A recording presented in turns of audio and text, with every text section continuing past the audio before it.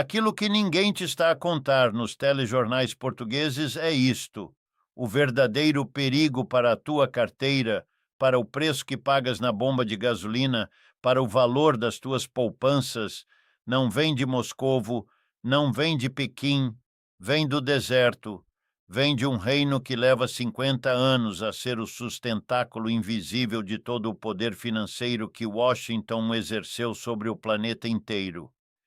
E enquanto os média te distraem com a guerra na Ucrânia e com as tensões no Pacífico, a Arábia Saudita está silenciosamente a reescrever as regras do jogo econômico mundial. Isto não é teoria da conspiração, isto é economia política na sua forma mais crua e mais real. Desde 1974, os Estados Unidos ergueram a sua hegemonia monetária sobre um pacto que a maioria dos portugueses desconhece por completo, mas que todos sentem no dia a dia sem se aperceberem. O petrodólar, um acordo entre Washington e Riad que transformou o crudo do deserto na âncora do dólar e o dólar no eixo central de todo o sistema financeiro do planeta. Só que esse sistema está a tremer. E se não percebes por que razão a Arábia Saudita é hoje o jogador mais perigoso para a supremacia do dólar e por arrasto para a estabilidade econômica de Portugal e de toda a zona euro, então não estás a ver o quadro completo. Fica comigo, porque isto diz-te respeito de uma forma muito concreta. Há uma coisa que precisamos de compreender logo à partida. As grandes viragens na história econômica mundial nunca acontecem de um dia para o outro. Não chegam com um comunicado oficial, não chegam com uma manchete no Correio da Manhã ou na SIC Notícias. Chegam devagar, em silêncio, como a água que vai corroendo a pedra ao longo dos anos. E aquilo que está a desenrolar-se neste preciso momento com a Arábia Saudita, com o dólar, com todo o edifício do petrodólar que sustentou a potência americana durante meio século, é exatamente esse tipo de mudança lenta, profunda, estrutural, que quando finalmente se torna evidente aos olhos de todos, já é tarde demais para a travar. Para perceberes o que se passa hoje, tens de recuar no tempo. Tens de ir até 1971, quando Richard Nixon tomou uma das decisões mais consequentes da história econômica moderna. Cortou a ligação entre o dólar e o ouro.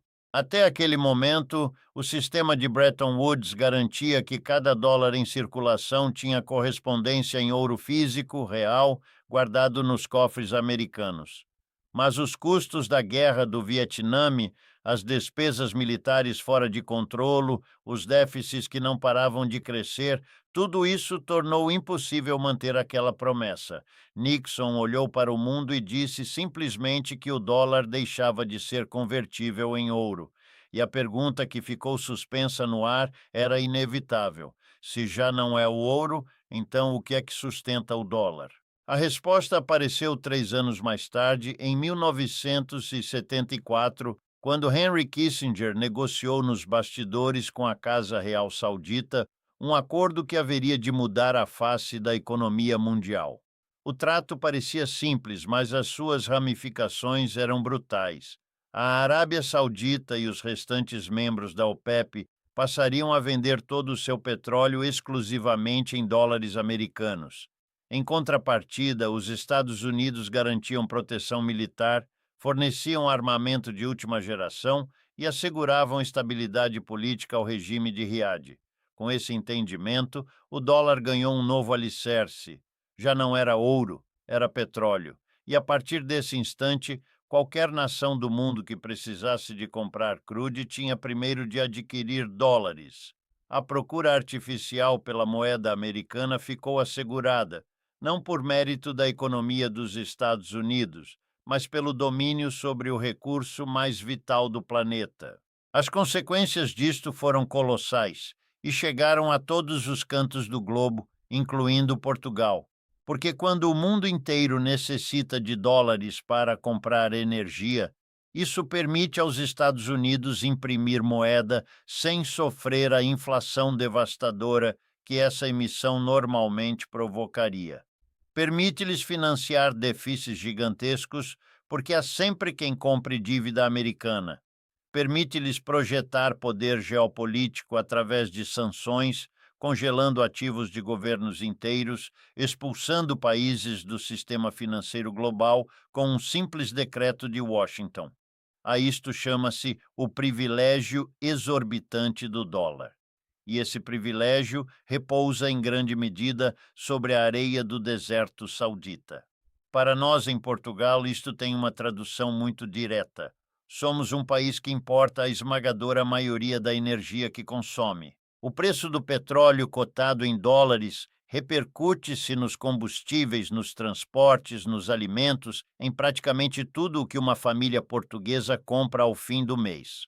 Quando o sistema petrodólar estremece, as ondas de choque atravessam o Atlântico e chegam a Lisboa, ao Porto, a Faro, a Coimbra.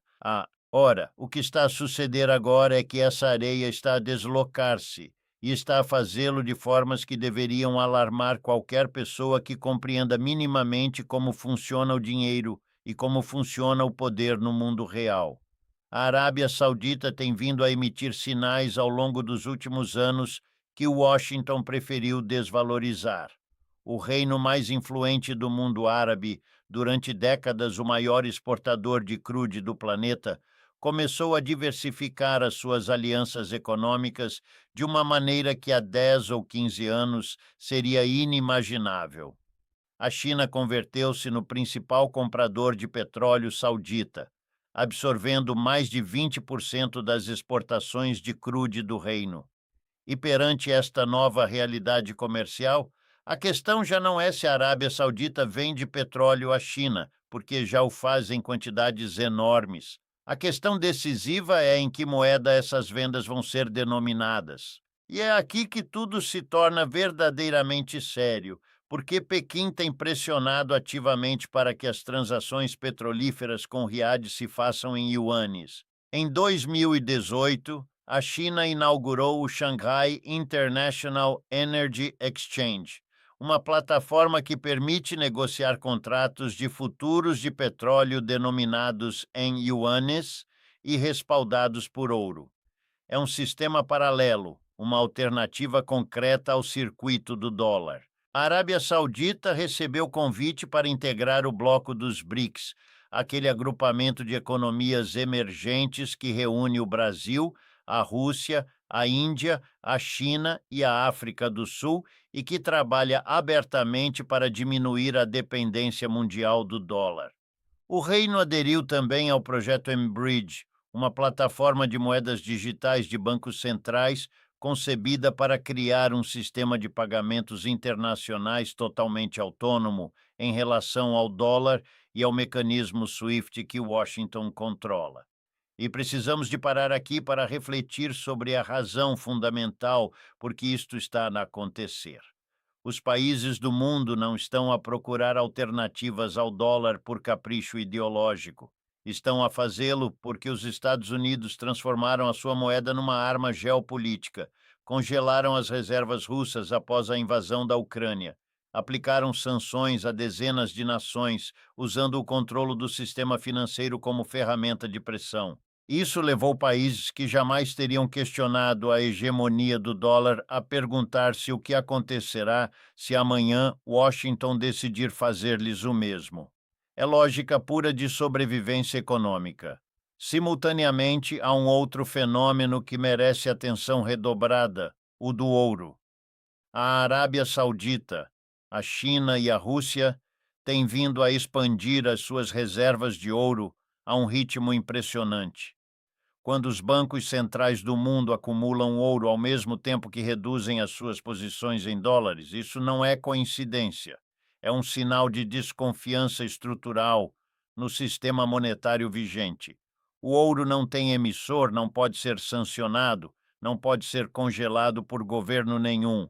Num mundo em que o sistema financeiro foi transformado em instrumento de coerção, o ouro representa aquilo que o dólar deixou de representar para muitos: neutralidade e segurança.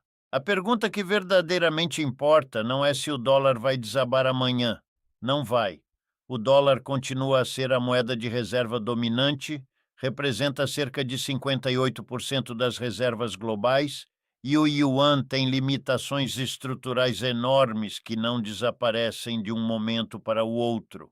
O que está a mudar é a tendência, a direção. E em economia, a tendência é por vezes mais importante do que o estado presente, porque é ela que determina onde vais estar daqui a 10 ou 20 anos. O que acontece quando o mundo gradualmente precisar de menos dólares para fazer negócios? O que acontece com as taxas de juro? O que acontece com a dívida americana que já ultrapassou os 35 bilhões?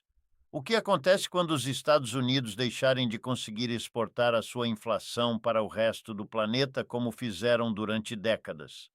Para Portugal, inserido numa zona euro que mantém uma relação complexa e dependente com o dólar, estas questões não são abstratas, são urgentes e práticas. A história financeira está repleta de exemplos de sistemas monetários que pareciam eternos e que depois ruíram com uma rapidez que surpreendeu toda a gente.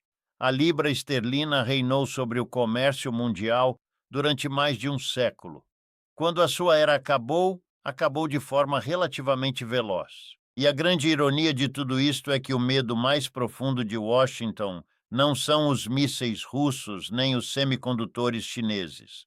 O medo real é que o parceiro mais antigo e mais estratégico do sistema petrodólar, o reino que o tornou possível há meio século, conclua que tem melhores opções, que o mundo multipolar que se está a formar lhe oferece mais do que a relação exclusiva com os Estados Unidos. Esse medo tem um nome e chama-se Arábia Saudita.